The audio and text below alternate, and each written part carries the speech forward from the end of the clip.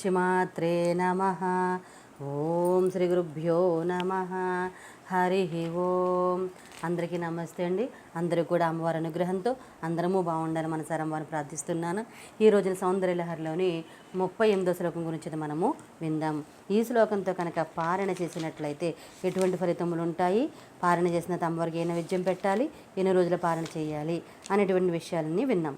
ఈ రోజున 39వ శ్లోకంతో కనుక పారణ చేసినట్లయితే బాలారిష్ట దోష నివారణ జరుగుతుంది అని చెప్తున్నారు.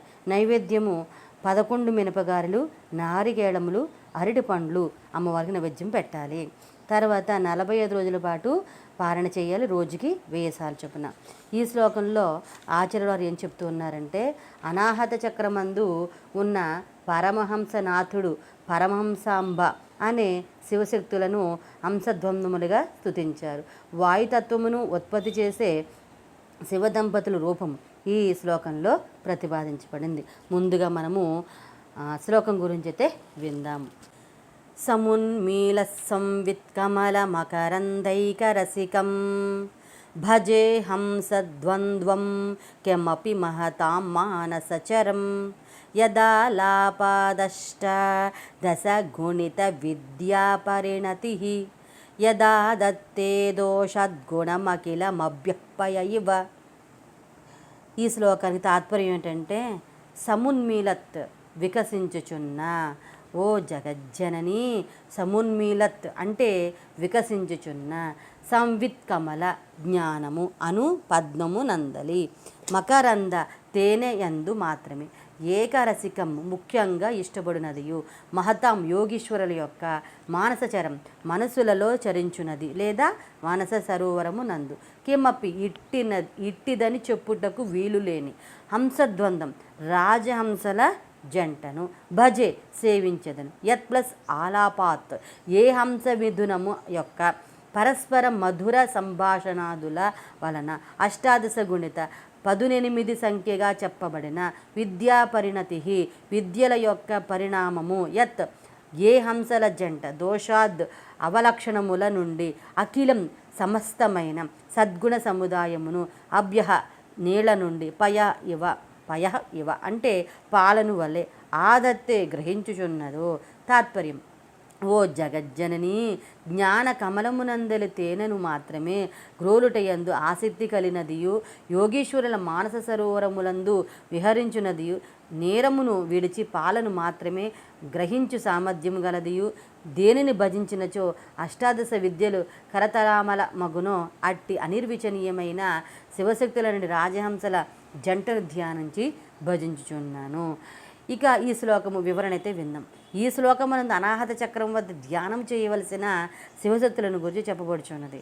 అనాహత చక్రము హృదయ ప్రాంతములోనున్న జీవన వ్యాపారమునకు, జీవన ప్రసారమునకు, అనురాగ ప్రసారమునకు హృదయము కేంద్రం.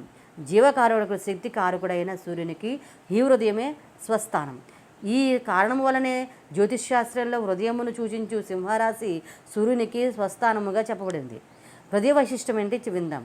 మనలో పాపము అంటని ప్రదేశము ఈ హృదయమే. దీనిలోనే దహరాకాశము, పంచభూతంలోని ఆకాశమును మచ్చు అనగా ఉండును. సింపుల్ స్పేస్గా ఉంటుంది. దీనిని ద్రహము అని కూడా అంటారు. ఈ హృదయం వద్దనే అనాహత పద్మం ఉండును. ఈ కారణం వలనే హృత్పుండరీకము, పుండరీకం అంటే పద్మం అని అర్థం, శరీరంలోని మధ్యస్థానముగా ప్రధాన కేంద్రంగా ఉండును. ప్రతి జీవులోని ఈశ్వరునిగా పరమేశ్వరాంశ ఉండునది ఇక్కడే. ఈశ్వర సర్వభూతానం హృద్యేశే అర్జున తిష్టతి గీతలు చెప్తోంది. మనలో శోకము ఉండని ప్రదేశం, పరమాత్మ ఉండు ప్రదేశం కూడా ఇదే విషయము తైత్తిరీయములోని మహానారాయణంలో ద్రహం విపాపం పరమేశ్వభూతం హృత్పుండరీకం పురమధ్య సంస్థం తత్రాపి ద్రహం గగనం విశోకః తస్మిన్ యదంతస్తదు పాసితవ్యం అని చెప్పబడింది. ఇటువంటి నిర్మలమైన పవిత్రమైన హృదయ పద్మనందలి జ్ఞాన మధువును గ్రోలుట యందు మాత్రమే ఇక్కడ ఉన్న శివశక్తులు అను హంసధ్వంస ఆసక్తి కలిగి ఉండును.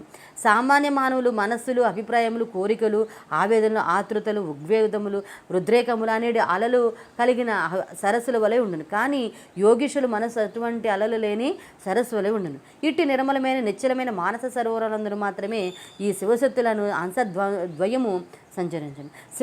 శివశక్తులు అనేది ఈ ఈ రాజహంసల జంట చేయు సల్లాప సంభాషణాదులే వేదాంగాది అష్టాదశ విద్యలుగా 4 వేదములు, 6 వేదాంగములు, మీమాంస, న్యాయ, దర్శన, ధర్మ, శాస్త్ర, ఆయుర్వేద, గాంధర్వ వేద, ధనుర్వేద, అర్థశాస్త్రములను కలిపి ఈ 18 విద్యలను అష్టాదశ విద్యలు అందరూ రూపొంది.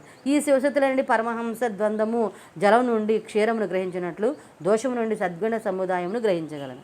పైన తెలిపిన లక్షణములు గల శివశక్తులనడి అంశద్వంద్వమును సాధకులు ఈ అనాహత చక్రం వద్ద ధ్యానించవలను. అనాహత చక్రం వద్ద ధ్యానమును చేయవలసిన శివశక్తుల జంటను అంశేశ్వరి అందరు. ఈ విధంగా మనము 38వ శ్లోకం గురించి అయితే విన్నాం కదా. తర్వాత 39వ శ్లోకం గురించి అయితే మనం విందాము. అంతవరకు స్వస్తి. అమ్మవారి అనుగ్రహణ మనందరిపైన ఉండాలని కోరుకుంటూ ఉన్నాను. సర్వేజన సుఖినో భవంతు, సమస్త మంగళాని భవంతు. స్వస్తి. ఓం శ్రీమాత్రే.